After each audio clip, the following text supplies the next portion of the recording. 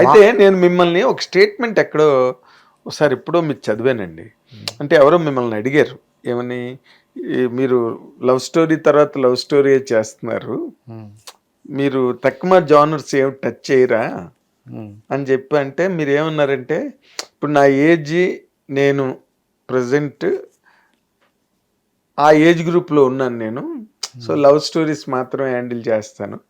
కొంచెం అదర్వైజ్ ఒక action film లేకపోతే ఇంకో హెవీ ఫిల్ము చేయాలంటే నాకు కొంచెం మెచ్యూరిటీ వచ్చాక చేస్తానని చెప్పి మీరు ఎక్కడో ఒక స్టేట్మెంట్ ఇచ్చారు సార్. ఇంకా మెచ్యూరిటీ రాలేదా? ఇంకా ప్రేమ కథ చేయాలని ఇష్టం ఉంది. అది అది యాక్షన్ అంటే ఆ సెక్షన్ నాకు ఇంకా అది వేరే లెవెల్ అండి, వేరే లెవెల్ అది. అది ఇది ప్రేమ చిన్న చిన్న క్యూట్గా లవ్ స్టోరీ చేసుకొని ఫన్గా మాంటేజ్ చేసుకొని అలా డ్యాన్స్, మ్యూజిక్, ఒక ప్రేమ, ఎమోషన్, ఫ్యామిలీ వాల్యూస్ చాలా ఉంది. ఇప్పుడు గ్యాప్లో చాలా రాశాను. అవునా? మెల్లిమెల్లిగా క్యూట్ లవ్ స్టోరీ చాలు. ఇదే నాకు అనుకోకుండా దేవుడు ఇచ్చారండి.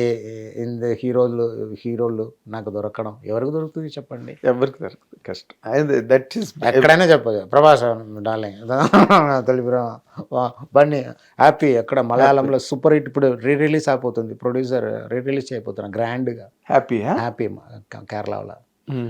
సో అది ఓకే, ఒక్కొక్క హీరోకి ఒక్కొక్క ల్యాండ్